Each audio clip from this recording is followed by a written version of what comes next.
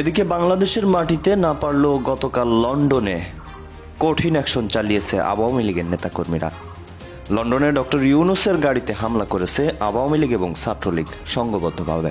অবশেষে final action শুরু করলো শেখ হাসিনা। দেশে ফিরে মামলার মোকাবেলা করবেন বলে ঘোষণা দিয়েছে হাসিনা। বলেছে টিউলিপ সিদ্দিকী ও সজীব ওয়াজেদ জয়।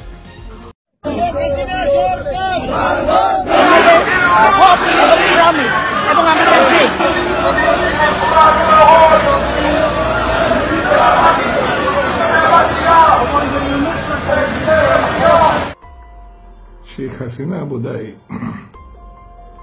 একটা সত্য কথা বলেছেন, সেটি হচ্ছে এমন কিছু দিয়েছি ভারতকে, ভারত যা কখনোই। এতক্ষণ দেখছিলেন খুবই গুরুত্বপূর্ণ কিছু শিরোনাম, এখন শুনবেন বিস্তারিত। আজকে বাংলা খবর 10 জুন 2025 বাংলাদেশ আপডেট নিউজ আপনাকে স্বাগত। দর্শক, ডক্টর ইউনূস লন্ডনে গিয়েছে এবং সেই লন্ডনে সফরকে কেন্দ্র করে ডক্টর ইউনূসের বাসভবন বা হোটেলকে ঘেরাও করে দফায় দফায় হামলার ঘটনা ঘটতেছে, দফায় দফায় মিছিলের ঘটনা ঘটতেছে। দর্শক, আমরা লক্ষ্য করেছি মিছিলের আশেপাশে চিন্ময় কৃষ্ণ প্রভু, অর্থাৎ আপনারা জানেন এই বিষয়ে, সেই পোস্টারগুলো আমরা দেখেছি। সেখানে কিন্তু হিন্দুরাও মাঠে নেমেছে ডক্টর ইউনূসের উপর।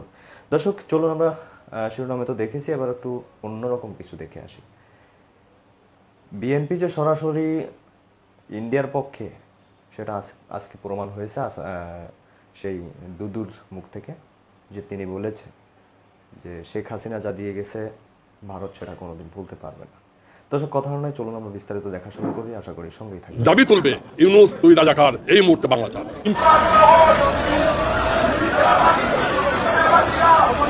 শুধু প্রতিহতই করবো না, সে যেখানে যাবে সেইখানে তার প্রোগ্রাম যাতে না করতে পারে আমরা তাকে বাধা দিব। ডক্টর ইউনূস সরকারকে চলে যেতে হবে, এই কারণে যে অনির্বাচিত সরকার বাংলাদেশকে, গণতন্ত্রকে এবং সার্বভৌমত্বকে ধ্বংসের মুখে ঠেলে দিচ্ছে। দেশের জনগণের রক্ত গা। শেখ হাসিনা বোধহয় একটা সত্য কথা বলেছেন, সেটি হচ্ছে এমন কিছু দিয়েছি ভারতকে, ভারত যা কখনোই বলতে পারবে না। কি দিয়েছেন সেটা বলেননি, তবে বলেছেন ভারত কখনো ভুলতে পারবে না তাকে। ভারত 8টা মাস হয়ে গেল এখনো বাংলাদেশ বিরোধী প্রচারণা চক্রান্ত চালিয়ে যাচ্ছে সমান তালে।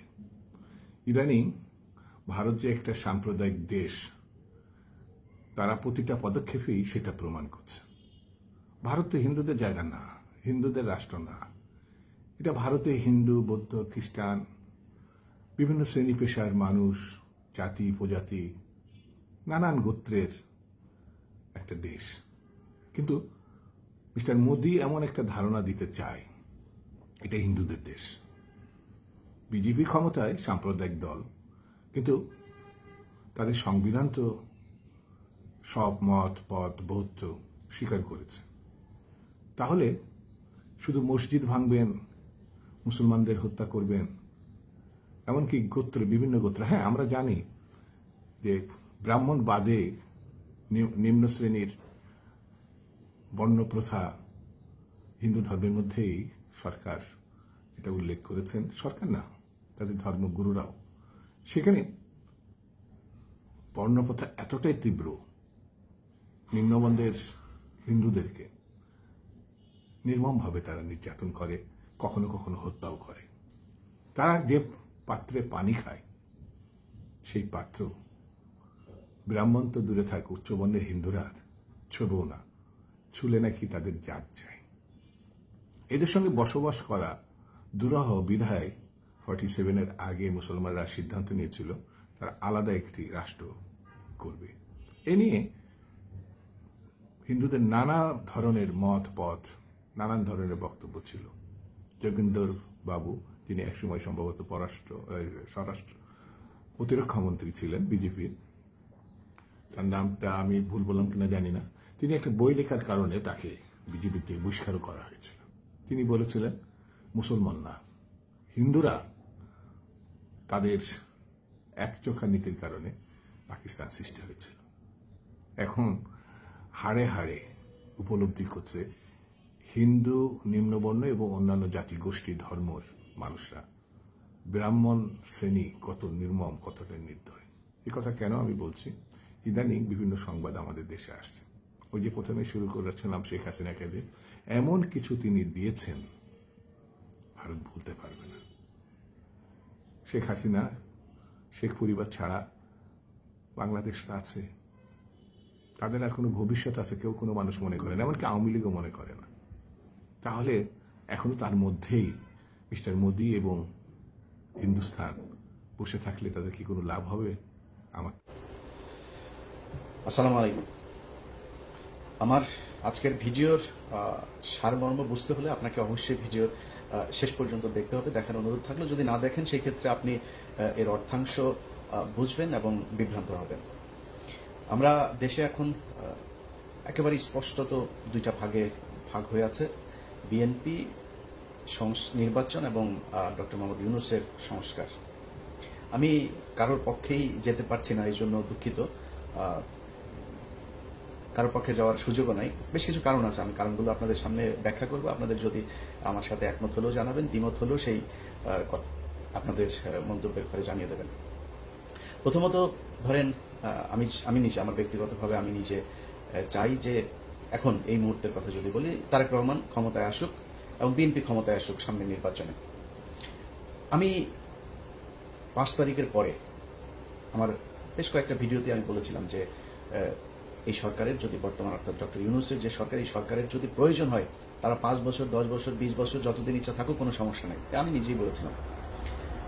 ডক্টর মোহাম্মদ ইউনূসের হাতে সেই সুযোগটা ছিল এই দেশের যে কোনো ধরনের সংস্কার করা, এবং এমনকি দেশের জাতীয় সঙ্গীত, দেশের গণতন্ত্র, এই কি বলে সংবিধান, এই দেশের পার্লামেন্টারি যে ব্যবস্থা, সেটা নির্বাচন ব্যবস্থা থেকে শুরু করে সবকিছু সংস্কার করার সুযোগ ছিল। এবং এটা মানুষ মেনেও নিতে এখনো অনেক মানুষ আছে যারা কিনা তাদেরকে সমর্থন করেন। কিছু কিছু জায়গায় আমিও সমর্থন করি, আমাদের অনেক সমালোচনাও আছে এই সরকারকে নিয়ে। এখন এই যে সুযোগটা বাংলাদেশের মানুষ তাদেরকে দিয়েছিল, তারা কতটা কাজে লাগিয়েছে দেখেন।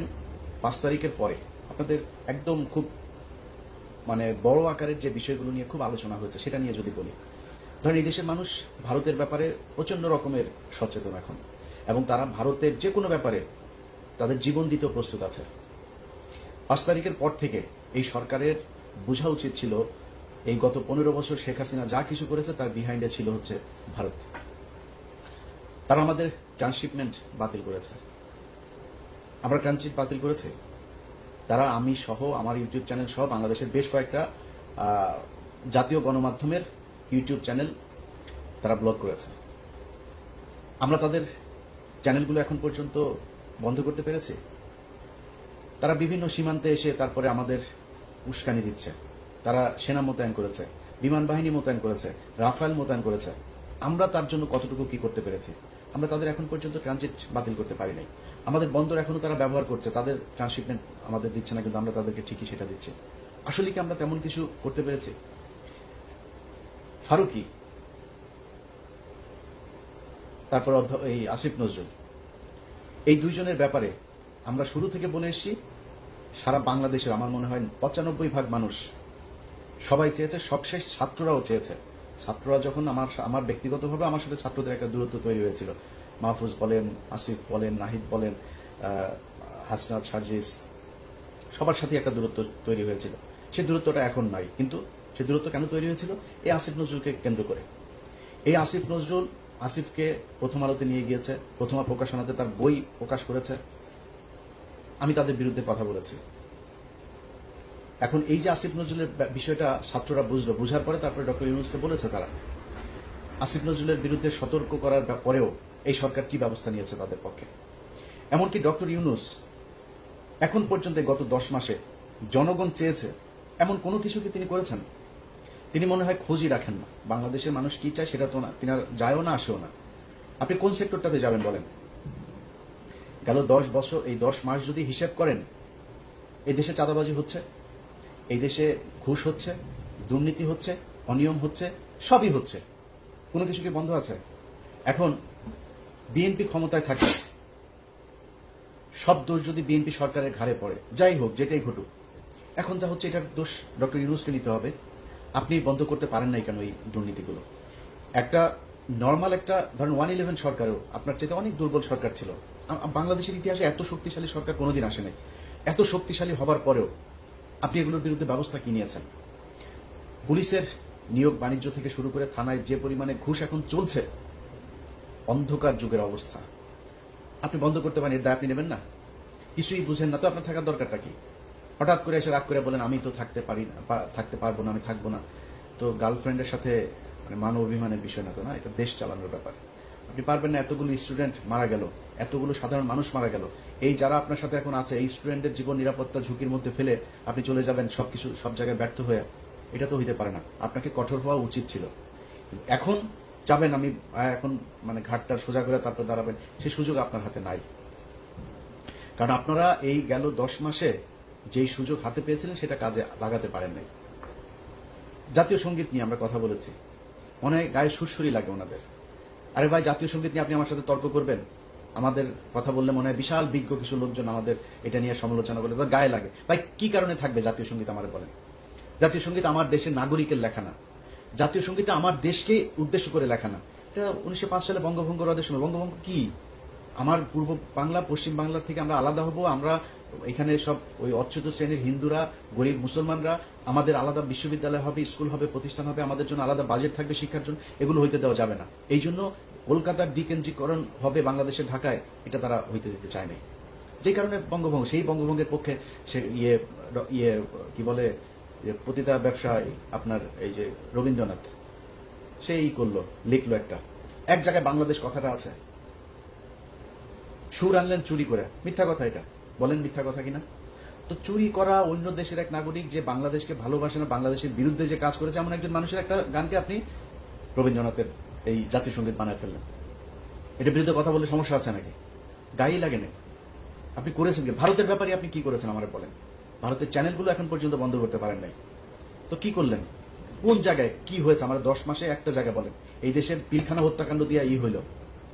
আপনি পিলখানা হত্যাকাণ্ডের আজকে 6 মাস হয়ে গেল, এখনো পর্যন্ত কমিশন কি করে জানিও না। এই কমিশনের সেই রিপোর্ট তাদের বিভিন্ন মানুষজনের কাছ থেকে আপনার বক্তব্য নিচ্ছে, সেটার আউটপুট আসলে কি আমরা জানি না, এবং আউটপুট শেষ পর্যন্ত কি হবে সেটাও জানি না। চলছে তাদের মতো করে। কোনটার বিচার? একটা জিনিসের দেখেন, আমি আজকে এই গত 10 মাসের আজকের জায়গায় এসে আপনাদেরকে বলি, আমার যত জায়গা, আমি সবার নাম বলছি না, খুব গুরুত্বপূর্ণ জায়গায় আমার নিজের ক্ষমতায় বলেন, আরেকজনের ক্ষমতায় বলেন, আরেকজনকে অনুরোধ করে বলেন, বিভিন্ন গুরুত্বপূর্ণ মানুষের কাছে যে আমার তদবির করতে হয়েছে। কেন জানেন? এখনো পর্যন্ত, এখন নতুন করে শুরু হয়েছে আপনার এই আলেমদের বিভিন্ন এই যে কথিত যে জঙ্গি নাটকগুলো আপনার সাজানো হয়েছিল, প্রথম আলো, ডেইলি স্টার, এরা মিলে যে নাটকগুলো সাজাতো, সেই নাটকে যারা আটক হয়েছে তাদেরকে জামিন দেয়, আবার স্টে অর্ডার দিয়ে দেয়, জেল গেট থেকে আটক করে। এই ঈদের আগের এক সপ্তাহ এই ঘটনাগুলো ঘটেছে। এখন এই যে ঘটনাগুলো আপনারা ঘটাইলেন, এই লোকগুলি মানে আপনার বন্ধু মনে হয় নাই? এই লোকগুলির মানে শেখ হাসিনা দ্বারা তারা নির্যাতিত হয় নাই? এই লোকগুলির জন্য কিছু করবেন না আপনি? আপনার মনে হলো যে এরা আপনার শত্রু, কাছে করলেন। আরে ভাই, আমি কে? আমি এই দেশের কি একটা তেলা পোকা?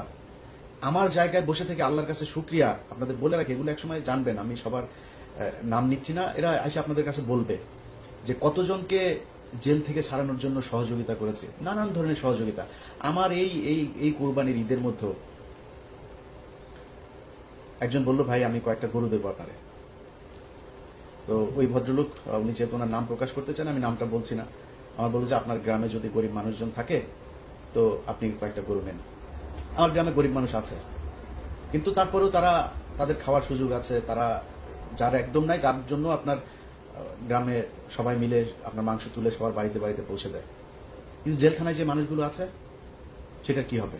আমি তাকে বলেছি, ভাই আমার জেলখানায় কিছু লোক আছে, ওদেরকে আপনার গরুগুলো। দর্শক, এতক্ষণ আমাদের সাথে থাকার জন্য ধন্যবাদ জানাচ্ছি। দেখছিলেন আজকের বাংলা খবর 10 জুন 2025 বাংলাদেশ আপডেট নিউজ। দর্শক, এখন এই বিষয়ে আপনাদের মতামত কি অবশ্যই কমেন্টের মাধ্যমে জানাবেন, এবং পরবর্তী আপডেট পেতে আমাদের চ্যানেলটি সাবস্ক্রাইব করে রাখবেন। ধন্যবাদ। এতক্ষণ যারা লাইক দেন না, অবশ্যই লাইক দেবেন। ধন্যবাদ সবাইকে।